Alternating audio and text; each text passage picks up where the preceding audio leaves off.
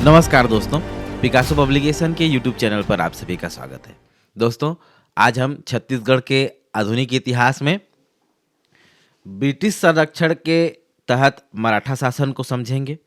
British संरक्षण में नियुक्त किए गए प्रमुख अधीक्षकों के बारे में जानेंगे।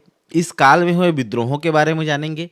प्रमुख व्यवस्था जैसे तालुकदारी, जिल्हेदारी व्यवस्था को समझेंगे, है ना। और एक महत्वपूर्ण चीज़ डलहौजी की हड़प नीति को इस काल में समझेंगे। किस प्रकार से हड़प नीति के तहत जो है छत्तीसगढ़ का शासन अंग्रेजों ने अपने हाथ में ले लिया। तो आइए जानते हैं आज का पहला टॉपिक। पहला टॉपिक है ब्रिटिश संरक्षण काल एवं अधिसत्ता की स्थापना। दोस्तों, ये जो क्लास होगी छत्तीसगढ़ का समग्र इतिहास वॉल्यूम 3 पर आधारित होगी, जिसे लिखा है डॉक्टर एस.डी. चौबे और नीरज सिंह ने, है ना। तो आगे बढ़ते हैं। अंग्रेजों ने अप्पा साहब की सेना को सीताबर्डी के युद्ध में हराया, जो हमने कल की क्लास में पढ़ाया था, और संपूर्ण राज्य को अपने नियंत्रण में ले लिया, है ना। और नियंत्रण में लेने के बाद जो है एक रेजिडेंट नियुक्त किया, किनको, जेनकिंस को, है ना। और कुछ शर्तों के तहत अप्पा साहब को जो है गद्दी पर बैठने दिया, है ना। शासन नाम तो उनका था, लेकिन शासन अंग्रेजों का था, है ना। वो केवल नाम मात्र के शासक थे। और कहा गया कि रघुजी तृतीय के वयस्क होने तक अप्पा साहब का शासन रहेगा। अप्पा साहब रेजिमेंट के अनुसार काम करेंगे और भोसलों के अधीन क्षेत्र छत्तीसगढ़, सरगुजा, बरार, ग्वालियर, जबलपुर में अंग्रेजी शासन व्यवस्था लागू रहेगी, है ना। ये बात है 27 नवंबर 1817 ईस्वी की। 2 जनवरी 1818 को जब रघुजी तृतीय कहना चाहिए वयस्क हो गए, तो पूरी तरह से शासन को हैंडओवर किनको कर दिया गया, रघुजी तृतीय को। और अप्पा साहब को कहना चाहिए कि पूर्णतः उनको पद से हटा दिया गया। इससे अप्पा साहब क्रोधित हो गए और अंग्रेजों के विरुद्ध विद्रोह कर दिया, है ना। फलस्वरूप अप्पा साहब को क्या गया, बंदी बना लिया गया, है ना। आगे बढ़ते हैं। 26 जून 1818 को ये रघुजी तृतीय को ऑफिशियली उत्तराधिकारी बना दिया गया, है ना, नागपुर राज्य का। और चूंकि इस समय अल्पवयस्क थे, वयस्क होने तक नागपुर राज्य में अंग्रेजों का शासन कहना चाहिए कि रहा, है ना। और अंग्रेजों ने शासन करने के लिए क्या अपने अधीक्षकों की नियुक्ति की। कितने अधीक्षकों की? 6 अधीक्षकों की। और इस प्रकार से 1818 से 1830 तक ब्रिटिश संरक्षण काल माना जाता है, क्योंकि इनके वयस्क होते तक अंग्रेजों ने शासन अपने हाथ में लिया और संरक्षक की तरह, मतलब हम मराठों के संरक्षक हैं करके शासन किया, है ना। तो प्रमुख अधीक्षकों के बारे में जानते हैं कि किन अधीक्षकों के माध्यम से ब्रिटिश प्रशासन ने यहाँ पे शासन किया, है ना। पहले captain Edmund, captain P Vans Agnew, captain Hunter, captain Sandys, captain Wilkinson और कैप्टन क्रॉफर्ड। सबसे पहले अधीक्षक थे कैप्टन एडमंड और सबसे आखिरी के अधीक्षक हैं कैप्टन क्रॉफर्ड, है ना। क्रॉफर्ड याद रखिएगा आप लोग, ठीक है। आगे बढ़ते हैं। कैप्टन एडमंड, इनकी नियुक्ति 1818 में हुई थी और छत्तीसगढ़ का प्रशासकीय अधीक्षक इनको जो है नियुक्त किया गया। और इनके समय में डोंगरगढ़ का विद्रोह हुआ था, और ये जो विद्रोह है डोंगरगढ़ के जमींदार द्वारा किया गया था, जिसका दमन इन्होंने किसके सहयोग से किया? खैरागढ़ के जमींदार टिकेत राय के सहयोग से इस विद्रोह को दबाया। कैप्टन एगेन्यू 1818 से 1825, है ना। कैप्टन एडमंड की असामयिक निधन के पश्चात कैप्टन एगेन्यू को छत्तीसगढ़ का अधीक्षक नियुक्त किया गया। संरक्षण काल में छत्तीसगढ़ प्रशासन के लिए नियुक्त समस्त ब्रिटिश अधीक्षकों में मिस्टर एगेन्यू योग्य, अनुभवी एवं कुशलता से विभूषित गुणों वाले व्यक्ति थे और उन्होंने उल्लेखनीय कार्य किया। कौन कौन से कार्य किया, आइए देखते हैं। पहला तो है रायपुर राजधानी को हस्तांतरित किया। 1818 में छत्तीसगढ़ के केंद्र में स्थित रायपुर को ब्रिटिश अधीक्षक का मुख्यालय एवं छत्तीसगढ़ की राजधानी बनाया। रतनपुर से रायपुर, है ना, पहले रतनपुर था, लेकिन रतनपुर का है छत्तीसगढ़ के सेंटर में नहीं था। हाँ, पुराने समय में भले ही समृद्ध रहा है, कुबेरपुर की संज्ञा दी गई है धन संपदा के कारण, लेकिन सेंटर में नहीं होने से क्या है, शासन प्रशासन में एक असुविधा महसूस हो रही थी ब्रिटिश अधीक्षक किसको, एगेन्यू को। इसीलिए उन्होंने जो है रतनपुर से रायपुर जो है राजधानी परिवर्तित किया। परगनों का पुनर्गठन किया, है ना, 27 परगने थे जिसे पुनर्गठित कर 8 परगने बनाए गए। रायपुर इसमें सबसे बड़ा था और बालोद 9वां परगना बनाया गया था। राजहरा सबसे छोटा था। ये बालोद के बारे में पूछा गया है CGPSC में, है ना। प्रत्येक परगना में कमाविजदार परगना अधिकारी नियुक्त किया गया और प्रत्येक परगनों में अमीन तथा 20-30 गांव के लिए पंड्या नामक राजस्व अधिकारी की नियुक्ति की गई। इसके अलावा भू राजस्व व्यवस्था का सुधारात्मक कार्य, है ना, कि उस भू राजस्व व्यवस्था को जो है सरलीकृत किया गया और राजस्व अदायगी का सरलीकरण किया गया। इसके तहत भू राजस्व का निर्धारण जमीन की स्थिति के आधार पर किया गया कि आपकी जमीन उपजाऊ है तो आपसे ज़्यादा भू राजस्व वसूली जाएगी, उपजाऊ नहीं है तो कम आप राजस्व दीजिए। इस प्रकार से उसको क्या है, सिंप्लीफाइड किया गया। मिस्टर एगेन्यू ने गांव के गोटिया को लगान वसूल करने तथा जमा करने के लिए अधिकृत किया, है ना। गोटिया आज भी हैं बहुत सारे गाँव में, है ना, गोटिया। आगे बढ़ते हैं। प्रशासनिक सुधार, है ना, उन्होंने पटेल का पद समाप्त कर बरार पांडे, पोतदार, अमीन जैसे पद जो है नियुक्त किए। आर्थिक सुधारों की बात करें, मुद्रा क्षेत्र में व्याप्त विषमताओं को समाप्त कर उसमें एक रूपता लाने एवं वस्तुओं के उत्पादन में वृद्धि जैसे महत्वपूर्ण कार्य किए। सैन्य व्यवस्था में सुधार, नियमित रूप से 3000 घोड़े निर्धारित किए छत्तीसगढ़ के लिए, है ना। भूमि सुधार की बात करें तो जमींदार सोना खान के जमींदार द्वारा हड़पी गई खालसा भूमि, है ना, जो युद्ध के पश्चात जीती गई भूमि को क्या कहते हैं, युद्ध या फिर हड़प ली गई जो भूमि को जो है उनको खालसा, है ना। जैसे खिलजी काल में आपने पढ़ा होगा जजिया, जकात, खरात, खुम्स, इस प्रकार से, है ना। बस्तर एवं जयपुर जमींदार के मध्य कोटपाड़ परगना संबंधी विवाद को समझाया, है ना, उन्हीं के आमंत्रण पर, बस्तर के काकती महिपाल देव के निवेदन पर, है ना। सिंचाई सुविधाओं का विकास किया गया, है ना। कृषि प्रधान राज्य है और यहाँ सिंचाई सुविधा का विकास आपने कर दिया, मतलब आपका कार्य कहना चाहिए कि अच्छा रहा होगा, आप दूरदर्शी रहे होंगे, है ना। आगे बढ़ते हैं। छत्तीसगढ़ प्रांत प्रतिवेदन, भोसला काल में छत्तीसगढ़ में पहली बार एक प्रांत के रूप में अस्तित्व आया। एगेन्यू ने 1820 में छत्तीसगढ़ प्रांत पर एक प्रतिवेदन लिखा था, है ना। सुबह आप छत्तीसगढ़ रिपोर्ट 1820। इस काल में हुए प्रमुख विद्रोहों के बारे में समझते हैं। इस काल मतलब 1818 से 1830 ब्रिटिश संरक्षण काल में, ठीक है ना। 1818 महारासिया का विद्रोह हुआ। नवागढ़ महारासिया द्वारा विद्रोह करता थे। 1818 से 1825 के बीच गोंड विद्रोह हुआ। कहाँ? धमधा में, गोंड राजा द्वारा। 1819 में सोना खान विद्रोह हुआ। सोना खान में विद्रोह करता थे रामा राय। दमन किसने किया? कैप्टन मैक्सन ने। 1825 में परलकोट का विद्रोह हुआ। कहाँ? परलकोट में। विद्रोह करता थे गेंद सिंह, दमन करता थे कैप्टन पेबे। 1825 में सावंत भारती का विद्रोह हुआ। इसमें विद्रोह करता थे सावंत भारती और मिस्टर एगेन्यू ने इसका जो है दमन किया था, इस विद्रोह का। महारासिया का विद्रोह, है ना। महारासिया ये नवागढ़ जमींदार के शासक परिवार से थे, है ना।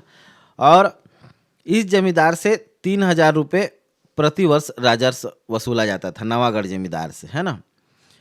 मराठों ने जो है महारासिया को 300 रुपये मासिक भत्ता दिया था, लेकिन मराठों के विरोध करने के कारण, अब भाई मराठों का भी शासन जा रहा था, वो विरोध किए तो इनका जो है पेंशन बंद कर दिया गया, तो इसलिए इन्होंने विद्रोह किया। एगेन्यू ने उन्हें गिरफ्तार कर जेल भेजा, है ना। उनको जो मिल रहा था क्या कहना चाहिए भत्ता, और उसको बढ़ाकर 500 रुपया किया, है ना। वो संतुष्ट हो गए इतने में। सामंत भारती का विद्रोह 1815 में हुआ। अपनी विद्रोही प्रवृत्ति में अराजकता फैलाने के कारण सामंत भारती छत्तीसगढ़ में चर्चित था। मिस्टर एगेन्यू से शांति व्यवस्था के लिए खतरा मानते थे, उसे गिरफ्तार किया, मृत्युदंड का मुकदमा चलाया और मृत्युदंड सुनाया, है ना। और बाद में सेटलमेंट करने के पश्चात जो है मृत्युदंड को आजीवन कारावास में बदल दिया गया। इसके बाद हैं कैप्टन सेंडिस, चौथे अधीक्षक, है ना। इन्होंने अंग्रेजी वर्ष को छत्तीसगढ़ में लागू किया। राजकीय सरकारी कामकाज के लिए अंग्रेजी भाषा को तय किया। डाक तार व्यवस्था इन्हीं के काल में शुरू की गई छत्तीसगढ़ में, है ना। ताहूददारी प्रथा, 2 ताहूददारी का निर्माण किया, लोरमी और तरेंगा का। शासन का हस्तांतरण, है ना। इन्होंने जो है 13 दिसंबर 1826 को अंग्रेजों और रघुजी तृतीय के मध्य समझौता हुआ। इस समझौते के अनुसार नागपुर जिले का शासन प्रयोग के रूप में रघुजी तृतीय को सौंप दिया गया, है ना। पहले प्रयोग करके देखेंगे कि आप सक्षम हो कि नहीं शासन चलाने में, उसके बाद आपको हम पूरी तरह शासन को हस्तांतरित करेंगे, है ना। बस्तर एवं करोज राज्य के मध्य समझौता कराया और इन्हीं के कहना चाहिए कि कैप्टन मिस्टर एगेन्यू की अनुशंसा के आधार पर जो है कैप्टन सेंडिस को सैनिक एवं असैनिक दोनों अधिकार दिए गए थे, है ना। आगे बढ़ते हैं। कैप्टन विल्किंसन, इन्होंने 1 ही वर्ष कार्य किया था। इसके बाद लास्ट है कैप्टन क्रॉफर्ड, है ना। 1818 से 1830 ब्रिटिश संरक्षण काल, और इसमें किसके माध्यम से शासन किया? अंग्रेजों ने अधीक्षकों के माध्यम से, है ना। छत्तीसगढ़ के अंतिम ब्रिटिश अधीक्षक थे और इन्होंने अंग्रेजों और भोसले शासक रघुजी तृतीय के मध्य फिर से समझौता कराया और इस समझौते के अनुसार नागपुर में उनके अधीनस्थ भूभागों का जो प्रशासन है रघुजी तृतीय को सौंप दिया गया। 6 जून 1830 को सत्ता स्थानांतरित कर दी गई पूर्ण रूप से रघुजी तृतीय को और ब्रिटिश अधिसत्ता समाप्त हो गई। आगे फिर से लौटेगी। इस बीच में मराठों में फिर से प्रत्यक्ष शासन करेंगे, वो देखते हैं आइए कैसे उन्होंने शासन किया। पुनः भोसला शासन छत्तीसगढ़ में। इस समय तक रघुजी तृतीय बालक हो गए थे और जिस प्रकार से अंग्रेजों ने अप्रत्यक्ष रूप से औपनिवेशिक नीति के तहत शासन करना चाहा, इसके पहले मराठा कर रहे थे, है ना, किसके माध्यम से? सूबेदारों के माध्यम से। अब वही सूबेदार जिल्हेदार हो गए, है ना, जिल्हेदार। ये 8 जिल्हेदार नियुक्त किए गए। सबसे पहले हैं कृष्णराव अप्पा और सबसे अंतिम जिल्हेदार हुए गोपाल राव अप्पा, ठीक है। 1854 में चार्ल्स हिलियर द्वारा शासन को अपने हाथ में लेने के पश्चात जो है जिल्हेदारी व्यवस्था समाप्त हो गई। ये जिल्हेदार जो है एक मराठा अधिकारी होता था जो मराठाओं के साइड से कहना चाहिए कि शासन करता था और निर्णय वगैरह लेता था और उनको जो है क्या कहना चाहिए कि लगान वगैरह सारी चीज़ें उनको पहुंचाता था, रिपोर्ट्स वगैरह, है ना। आगे बढ़ते हैं। रघुजी तृतीय स्वतंत्र रूप से नागपुर एवं अधीनस्थ भागों के शासक थे, तथापि वे पूर्ण रूप से स्वतंत्र शासक नहीं थे। उनके प्रशासन व कार्यों पर अंग्रेज रेजिडेंट का जो है पूर्ण नियंत्रण था। यही तो समझौता हुआ था, है ना। इनके कार्यकाल में महत्वपूर्ण सुधार हो गए। क्या कौन कौन से? ठगों का उन्मूलन, मुल्तानी गिरोह का जो है उस समय लूटपाट होता था तो उसका उन्मूलन जो है इन्होंने किया और ये गिरोह जो है लूटपाट का 1/4 भाग जमींदारों को दिया करते थे, है ना।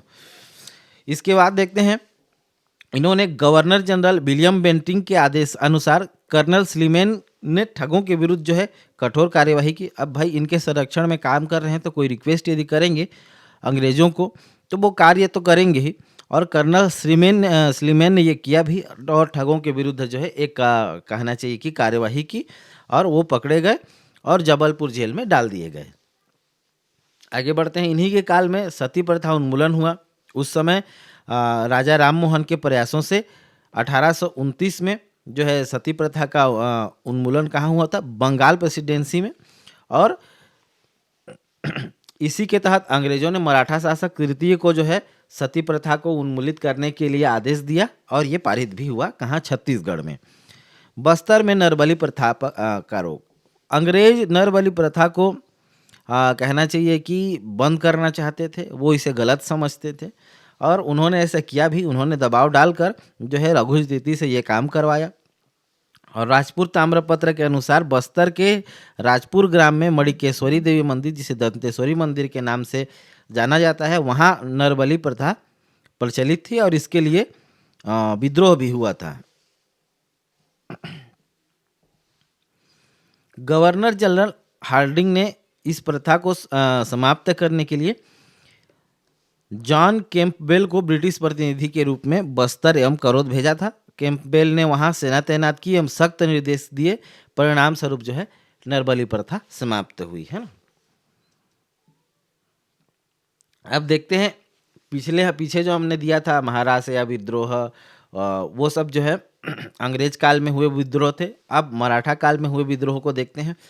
इस काल में धमधा विद्रोह हुआ, बरगढ़ का विद्रोह, तारापुर का विद्रोह, मेरिया विद्रोह। आइए दिन को विस्तार से जानते हैं। धमधा का विद्रोह जो है धमधा के गौड़ जमींदार द्वारा किया गया था। जिलेदारों के कार्यों की असंतुष्टता बढ़ने के कारण जो है ये इस विद्रोह का कहना चाहिए कि आगाज हुआ था। कृष्णाराव अप्पा ने अनुशासित पैदल सिपाही एवं घुड़सवार सेना भेजकर गोड़ों विद्रोह का दमन किया था। गोड़ प्रमुख थे इसमें, तो गोड़ विद्रोह का दमन किया। कृष्णराव अप्पा उस समय के क्या थे? जिलेदार थे। आगे बढ़ते हैं। बरगढ़ का विद्रोह किसने किया था? जमींदार अजीत सिंह या उनके पुत्र ने किया था बरगढ़ का विद्रोह।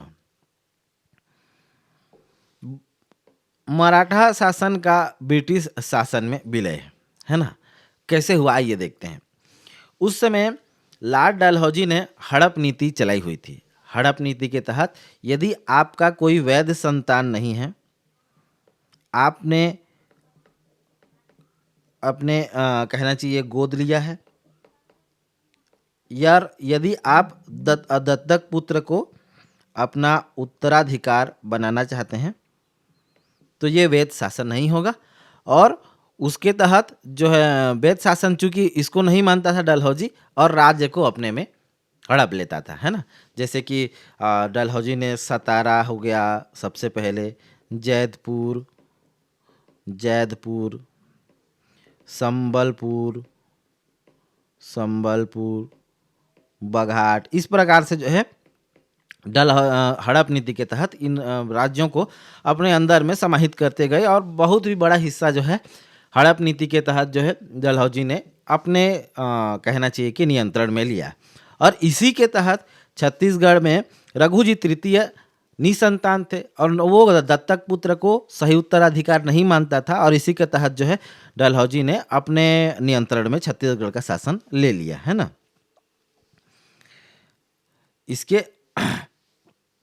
इस घोषणा के पश्चात मिस्टर मिल्सन नागपुर राज्य के प्रथम कमिश्नर नियुक्त हो गए, है ना। नागपुर में कमिश्नर रहेंगे और नागपुर राज्य के अंतर्गत छत्तीसगढ़ में डिप्टी कमिश्नर रहेंगे। पहले किनके माध्यम से जब ब्रिटिश जो है संरक्षण के तौर पे जब शासन कर रहे थे तब वो अधीक्षकों के माध्यम से शासन करते थे, और अब जब वो प्रत्यक्ष रूप से शासन कर रहे हैं पूरी तरह से अपने हाथ में नियंत्रण लेकर, तब वो डिप्टी कमिश्नर के माध्यम से छत्तीसगढ़ में शासन कर रहे हैं। नागपुर एक राज्य है, तो राज्य के मान के चलिए राज्य को कमिश्नर देखेगा, है ना। कमिश्नर के तहत जो शासित किया जाएगा, और राज्य के अंतर्गत आने वाले क्षेत्र जो कि जैसे छत्तीसगढ़, उसको डिप्टी कमिश्नर जो है नियंत्रित करेगा। और प्रथम डिप्टी कमिश्नर हुए चार्ल्स सी इलियट, है ना, याद रखिएगा। 1 फरवरी 1855 को अंतिम मराठा जिलेदार गोपाल राव ने छत्तीसगढ़ का शासन ब्रिटिशर्स को सौंप दिया। इस प्रकार से छत्तीसगढ़ में मराठा शासन समाप्त हुआ और ब्रिटिश नियंत्रण की शुरुआत हुई, है ना।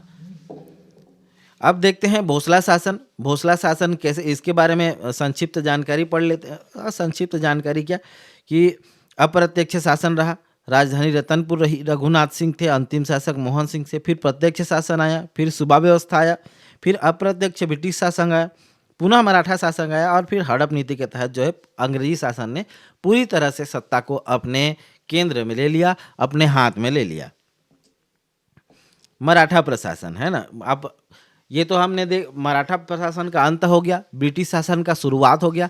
अब हम जो है मराठा प्रशासन का मूल्यांकन करते हैं कि उनके प्रशासनिक व्यवस्था की कैसी थी, आर्थिक व्यवस्था कैसी थी, है ना, कौन कौन से नई व्यवस्था उनके शासनकाल में आई, इनके बारे में हम जानते हैं।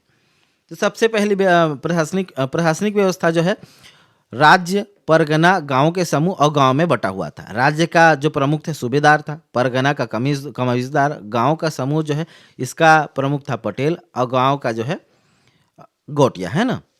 गांव के समूह का प्रमुख पटेल और गांव का जो है गोटिया। मराठाकालीन अधिकारीगण की बात करें तो सूबा शासन के अधिकारी सूबेदार, फडणवीस और पोतदार थे। परगनों के अधिकारी की बात करें तो कमाविजदार, बड़कर, बरार पांडे और पोतदार थे। ग्राम अधिकारियों की बात करें तो गोटिया, पटेल, कोतवाल, चौहान थे। इसके अलावा नवीन सृजित पद ब्रिटिशरों द्वारा बरार, पांडे, अमीन और पोतदार, है ना। अमीन आज भी है। आगे बढ़ते हैं। सूबा शासन के प्रमुख जैसे हमने पीछे देखा, सूबेदार, फडणवीस और पोतदार, है ना। और सूबेदार की बात करें तो राज्य का सर्वोच्च अधिकारी होता था जो राजा के प्रति उत्तरदायी होता था। सूबेदार के अधिकार क्षेत्र में सैनिक, असैनिक, दीवानी, फौजदारी और नागरिक सभी विभाग आते थे। मतलब हेड ऑफ द स्टेट होता था उस समय का सूबेदार, सूबा शासन के तहत, है ना। फडणवीस सूबे के आय व्यय का लेखा तैयार करता था और पोतदार सूबे के आमदनी का जो है हिसाब रखता था। परगनों के अधिकारी की बात करें तो कमाविजदार, बड़कर, बरार पांडे, पंडरी पांडे, माल चपरासी, है ना। बड़कर लगान संबंधी दस्तावेज तैयार करता था और परगने के अंतर्गत जो है नागरिक, सैनिक, असैनिक, दीवानी, फौजदारी सभी मामलों का प्रमुख कौन था? कमाविजदार। पावरफुल अधिकारी कौन था? कमाविजदार। किसके अंतर्गत? परगने के अंतर्गत। ग्राम अधिकारी की बात करें तो गांव का प्रमुख कौन होता था? गोटिया होता था। पटेल की बात करें तो ये गांव के समूहों का प्रमुख होता था। गांव के समूहों का प्रमुख होता था। कहने का मतलब है गोटिया को सरपंच जैसे देखें तो गांव के पटेल को हम बीडीसी के जैसे देख सकते हैं, है ना। कोतवाल गांव की सुरक्षा की दृष्टि से उसी समय जो कोतवाल प्रमुख ही माना जाता था। और आज के डेट में हम देखें, आज के परिप्रेक्ष्य में, तो प्रशासन का सबसे निचले स्तर का जो है अधिकारी है कोतवाल, है ना, जो गांव की सुरक्षा करता है। चौहान ग्राम रक्षक होता था, उसके कार्यों पर जो है गोटिया का नियंत्रण होता था, है ना। अन्य अधिकारियों की बात करें तो अमीन, पंड्या, पौनी, कारकुन उस समय के अन्य अधिकारी थे। मराठाकालीन राजस्व व्यवस्था। खालसा क्षेत्र, ऐसा क्षेत्र जहां मराठा प्रत्यक्ष शासन करते थे, खालसा क्षेत्र कहलाता था। और जमींदारी क्षेत्र, ऐसा क्षेत्र जो जमींदारों के हाथों में थी, जमींदारों के माध्यम से वहां शासन किया जाता था, जमींदारी क्षेत्र कहलाता था, है ना। आय के अन्य साधन के रूप में टकोली या नजराना या आबकारी कर जो है मराठों के समय प्रचलित था, है ना। टकोली का कहने का मतलब है जमींदारों द्वारा प्रदाय किया गया धन है। जमींदार मराठा प्रशासन को निर्धारित वार्षिक टकोली या रजनाना पटाते थे, है ना, क्योंकि जमींदार को क्या है, किसानों से आय मिलती थी और ये किसको देते थे? मराठों को देते थे। आबकारी कर, मादक द्रव्यों की बिक्री हेतु लाइसेंस के रूप में आबकारी कर लगाया जाता था, आज भी प्रचलित है। इसके बाद है सायर, बिक्री कर, पंडरी अर्थात गैर कृषकों जैसे बढ़ाई हो गया, कुम्हार हो गया, नई हो गया, सेवई, अर्थदंड या जुर्माना राशि को जो है सेवई, है ना। अपराधों के लिए मान लीजिए आप चोरी चकारी कुछ भी करते हैं तो सेवई लिया जाएगा आपसे। जमींदारी कर, है ना, बाहर से आने वाले अनाज, अर्थात आज भी है ये प्रथा क्या, जैसे मान लीजिए छत्तीसगढ़ में ज़्यादा रेट है, उड़ीसा से धान आ रहा है तो इस पर आप क्या कहना चाहिए कि जुर्माना लगा रहे हो, इसी प्रकार से कुछ एक व्यवस्था मान के चलिए, है ना। अन्य करों की बात करें तो टीका हो गया, नजराना, शुक्राना, कुर्की, चेताई, ये सभी किताब में है। आप लोग विस्तृत जानकारी पढ़ सकते हैं, किताब में सब कुछ लिखा हुआ है ना, मार्केट में अवेलेबल है। इसके अलावा है तालुकदारी व्यवस्था और ताहूददारी व्यवस्था, इसके बारे में जान लेते हैं। तालुकदारी व्यवस्था, इसके सूत्रधार मराठे थे और इस प्रथा में किसी क्षेत्र विशेष की भूमि किसी व्यक्ति को एक निश्चित अवधि के लिए ठेके में दी जाती थी। अवधि समाप्त होने पर उसका कहना चाहिए कि नवीनीकरण किया जाता था या फिर ठेका समाप्त करने का प्रावधान किया जाता था। नवीन तालुकदारी की व्यवस्था करें तो तरेंगा में 145 ग्राम और लोरमी भी आता था। लोरमी और तरेंगा दो नवीन तालुकदारी थे। तरेंगा में 145 ग्राम और लोरमी में 103 ग्राम आते थे। तालुकदारी व्यवस्था, इसकी शुरुआत कैप्टन सैंडिस ने की और ब्रिटिश नियंत्रण काल में ये शुरू किया गया था। ऐसी जमीन जो उपजाऊ नहीं होती थी, किसी प्रभावशाली व्यक्ति को निश्चित अवधि के लिए पट्टा अर्थात लीज पर दिया जाता था, जिसे वे संसाधनों की सहायता से कृषि योग्य भूमि में परिवर्तित कर दे, है ना। नवीन तालुकदारी की बात करें तो सैंडिस के समय लोरमी, तरेंगा, सिरपुर मराठा काल में आया था सिरपुर लवन और चार्ल्स इलियट के समय संजारी, खल्लारी और सिहावा तालुकदारी व्यवस्था बनाई गई थी। आगे बढ़ते हैं, पुलिस व्यवस्था के बारे में बात करते हैं तो कोई पुलिस व्यवस्था नहीं थी। कोतवाल ही गांव का प्रमुख संरक्षक था, चोरी डकैती से बचाता था, है ना। न्याय व्यवस्था की बात करें तो सर्वोच्च अधिकारी एवं फौजदारी मामलों का दंडाध्यक्ष था, है ना, राजा ही था। अच्छा, दंडाध्यक्ष राजा को ही बनाया गया था और कभी कभी इस पर जो है गोटिया अपने स्तर पर, पटेल अपने स्तर पर जो है न्याय की व्यवस्था करते थे। पंचायत व्यवस्था, है ना, छत्तीसगढ़ में पंचायत के माध्यम से न्याय करने की परंपरा प्राचीन काल से रही, अच्छा ये ऐतिहासिक काल से रही है और मराठा शासन में भी ग्राम पंचायतें विद्यमान थी और गांव का गोटिया जो है आपसी विवाद को पंचायत के माध्यम से बैठकर सुलझाते थे। सैनिक व्यवस्था, मराठों ने आंतरिक अशांति, बाह्य आक्रमण से सुरक्षा के लिए सेना का गठन किया था और इस समय जो है बिंबाजी भोसले के समय 5000 सैनिक थे जो कि राज्य की रक्षा करते थे। कृषि, इसी प्रकार से कृषि व्यवस्था, बरछा आज भी बोलते हैं, किसको बोलते हैं, गन्ने के खेतों को बोलते हैं बरछा। ये वर्षा है, आजकल बरछा बोलते हैं, थोड़ा बहुत प्रोनाउंसिएशन में अंतर हो जाता है। कपास बाहर भेजा जाता था। अंग्रेजी यात्री कोल बुक ने 1799 फरवरी माह में जब इस इलाके से गुजरे तो उन्हें 2 बार जो है कपास गाड़ियों का काफिला मिला जो इस अंचल के कपास कटक बेचने जा रहे थे, है ना। कटक उड़ीसा, छत्तीसगढ़ से उड़ीसा लगा गया है ना। और उस समय एक कथन भी इतिहास में आप पढ़ेंगे, अटक से कटक तक शासन, है ना। थोड़ा सा विषय से भटक गया। आगे बढ़ते हैं, मापन एवं विनिमय की प्रणालियों के बारे में देखें तो कौड़ी, गंडा, कोरी, दोगानी, रुपया, इस प्रकार से विनिमय प्रणालियाँ थी। और मुद्रा प्रणाली की बात करें तो मराठा काल में कौड़ियों के माध्यम से होता था। आय लेन देन में कौड़ियों का मान न्यूनतम एवं रुपया का मान अधिकतम होता था, है ना। कौड़ी भर की वो बोलते हैं, आप लोग सुने ही होंगे, है ना। कौड़ी सबसे न्यूनतम इकाई और रुपया सबसे आखिरी की इकाई है। आज के लिए बस इतना ही। आज हमने क्या पढ़ा? आज हमने ब्रिटिश अधिसत्ता में मराठों का शासन पढ़ा, उसके बाद प्रमुख विद्रोहों को पढ़ा ब्रिटिश काल में, है ना। ब्रिटिश काल में कौन कौन से, संरक्षण काल में प्रमुख विद्रोह हुए। उसके बाद हमने मराठा शासन को देखा। मराठा शासन के कहना चाहिए कि तहत जिलेदारों और तहूतदारों को पढ़ा। जिलेदारों के माध्यम से किस प्रकार से उन्होंने शासन किया। उसके पश्चात हमने देखा कि किस प्रकार से डलहौजी ने हड़प नीति के तहत छत्तीसगढ़ को अपने नियंत्रण में लिया। और उसके इस काल में जो है प्रमुख विद्रोहों को जाना। मराठा शासन के पंचायती व्यवस्था, आर्थिक व्यवस्था, राजनीतिक व्यवस्था, सैनिक व्यवस्था को समझा। कल हम अगले क्लास की ओर पड़ाव करेंगे, एक नए अध्याय की ओर। आज के लिए बस इतना ही। Thank you for listening me, this is Sanjay Patel. Have a good day.